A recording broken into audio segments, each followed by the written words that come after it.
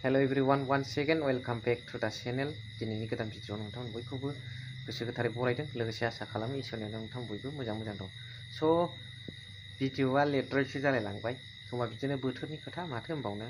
स' नैबे खोथाखौ आं क्लियार खालामग्रोनो नागिरदों जे दिनै आंनि गोबां भिउवार्स बिथांमोना बुंदों। भिउवार्स बिथांमोन कमेन्ट्सआव बुंलायलायदों जे माब्ला UPPL दोलोनिफ्राय हाग्रामाखौ दिसपुराव केबिनेट मिनिस्टार जानांगौ प्रमद बर'आ बिटिआरआवनो थानानै शिफ्ट जानांगौ ना माला बुङा होनदों। दा बेखौ बुंग्राया जाहैबाय राकेश ब्रह्म बिथाङा बुंदों। बिथांनि भिडिअ क्लिप्सखौ सोरबा होनहरदों देखायदो ब्र' होननानै बुंहरदों आंखौ। सोरबा बिसास साना सोरबा नुवाखै नालाय बै बुंग्राफ्रा जाहाथे ओइ लुवादाव संख्रि होनाय बायदि जाहाथे जायो नङा होमबा, नङाबा ओरैनो बुंदोंसो सानदों बिथांमोना। दा बेखौ आङो होनो ना मानो नोंथांमोनाव सोंहरबाय। होनांगौबा आङो नेक्स्ट भिडिअआव राकेश ब्रह्मनि बुंनायखौ ससेबो होनोसै। नाथाय दिनैनि खेथ्रआव नैबेल' बिपिएफआ UPPL जों मानो सावरायदों होनोब्ला एबसुनि जेनाखि खौसेनि गारां बोनाय बेखौ फोथायदोंमोन आरो लोगोसे बिथांमोनखौ फोथायनानै सावरायदोंबो खेबथामसिम जाबाय होनदों। दा बे सावरायनायाव जिबादि अपप्रचार खालामदों UPPLआ बिथांमोननिनो मिस्टेक आरो नै लेटेस्ट रोनगोरा नार्जारियाबो जाबादि खोथा बुंदों साननो गोनां बाथ्रा। दा बेवहायनो बिपिएफनि दैदेनगिरिफ्रा बिथांमोननि आन्दोआवहाय माबा मोनसे पलिसि दंदां होननानै बुंदों। दा बेखौनो रिन्जय बर' बिथां बिपिएफनि सासे गोख्रों दैदेनगिरि जाखांफुनाय दैदेनगिरिया मा बुंदों बेखौ नायलांदों, ओमफ्राय जोबनाय समावहाय कमेन्ट्स हरबानो जाबाय। बिपिएफआथ' बिराद स्ट्रंखा। क'क्राझारनिफ्राय लानानै आपटु उदालगुरिसिम जोंहा 40टा समस्ति दङ।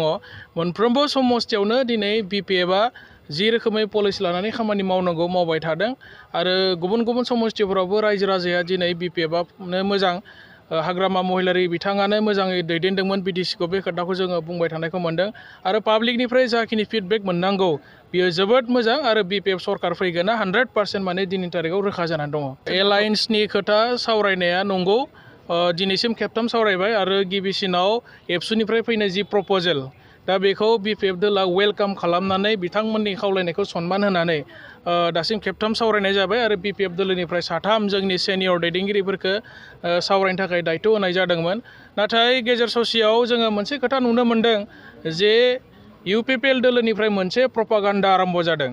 जोङो खोब पजिटिभलि खोथाफोरखौ लादोंमोन, नाथाय UPPL दोलोनि सानैसो दैदेनगिरिनिफ्राय ओरैबायदि मोनसे माने प्रपागान्डा दिहुनना होदों बिथांमोना जे हाग्रामा महिलारिया दिसपुराव थांनानै मिनिस्टार जागोन, शिवा प्रमद बर'आसो जागोन, बेबायदि सावरायफुबाय थानाय समाव बिथांमोननिफ्राय प्रपागान्डा ओंखारनाय लोगोनो जोङो बिथांमोननि सायाव एसे सन्देह जादों आरो जे सावरायनाया नंगुबै गोसोजों सावरायमारदों ना बिपिएफ दोलोखौ गाज्रि खालामनो धंस' खालामनो थाखायसो माबा मोनसे बिथांमोना हाइडेन एजेन्डा लानानै जोंजों सावरायफ्लादों। दा बिनि सायाव जोंहा गोबां माने प्रश्न बिथांमोननि सायाव जोङो सिखारदों। दा बेनिखायनो जोंथ' लुबैदोंमोन जे सावरायनाया इन द ट्रु सेन्स मोजां रोखोमै सावरायनाय जाथों, बिटिसि जौगानायनि सार्थआव सावरायनाया जाफुंसार जाथों, बिपिएफनिफ्राय जों बेखौ लुबैदोंमोन।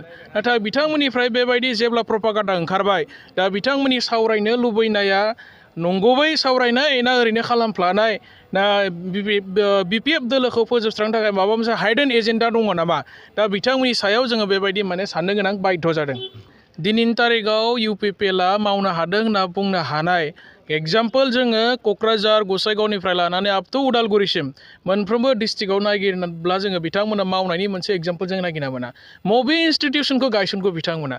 ना दिनै इन्जिनियारिं कलेज बानायनो हाखो, ना दिनै CIT बायदि माबा मोनसे टेकनिकेल इन्स्टिटिउसन बिथांमोना बानायनो हाखो, ना मोजां मोनसे हस्पिटाल लुनो हाखो, ना दालां लुनो हाखो, पार्मानेन्ट डेभेलपमेन्टनि थाखाय मा मावखो? जोंथ' दिनै नागिरनो मोनाखै, एग्जाम्पोल गैया जेरावबो नागिरोब्लाबो बिथांमोना मावदों होनना बुंब्लाबो जों एग्जाम्पोल नुनो मोना। खै किल'मिटार पाका लामा बानायखो, खयथा दालां बानायखो, खैथा फ्लाइअभार बानायखो, दिनैथ' जों नागिरनानै मोना। माखौ मावदों होननानै बिथांमोना बुंबाय थादों, जोंथ' नुनो मोनाखै। बिथांमोननि मावनाय समनि सरकारनि पिरियडआ दिनै सारि बोसोर बारबाय, इलेक्सन जानो बारा समान गैला आरो मा मावबोगोन?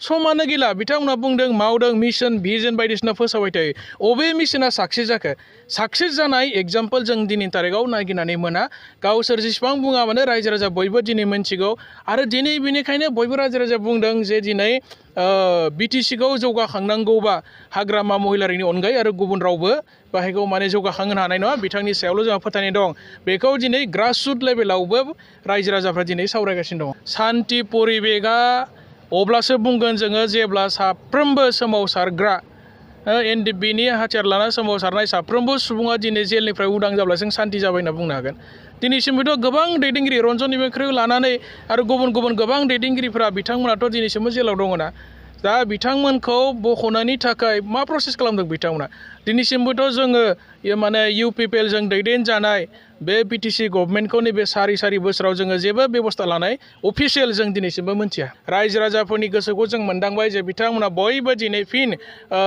हाग्रामा महिलारिनि सरकारखौ नागिरफिनदों दा दिनैथ' UPPL हारसिं जाबायब्रा UPPL लोगो गैला दा बेनिखायनो UPPL दिनै गोदाव सोराव जागासिनो दं दा दिनै बिथांमोननि सिगाङावहा बेसेबांबा गिदिर मोनसे दैमा दङ बे दैमाखौ बारनो थाखाय सोरनिबा आखाइ हमनानै बारनो हायो नामा दिनै UPPL बेबायदि माने नागिरबाय थादों होनना जों अनुभव खालायो जों फिलिंस खालायो आरो मानोना BJPआथ' थांनाय 30 तारिख जुलाइआव आसामनि chief minister doctor Hemant Biswa Sharma बिथाङा बुंखाबाय जे जोङो 2025 हारसिं इलेक्सन गेलेगोन दा दिनै UPPL हारसिं इलेक्सन गेलेनो हानायनि खुनु मोनसे बिथांमोनाव केपासिटि गैया आरो जायनि थाखाय बिथांमोना सोरजोंबा लोगो जानानै सरकाराव थाफानो हायो नामा बेबायदिसो लामा नागिरगासिनो दं UPPL दोला दिनै स' भिडिअखौ एसेखिनियावनो फोजोबबाय बेनिफ्राय नोंथांमोनहा बे राकेश ब्रह्म बिथां बुंनाय हाग्रामाखौ डिसपुराव केबिनेट हरनांगौ होननायखौ होनांगौ ना मानांगौ बेखौ लिरनानै हरफाबानो जाबाय स' थेंक इउ भेरि माच फर वाचिं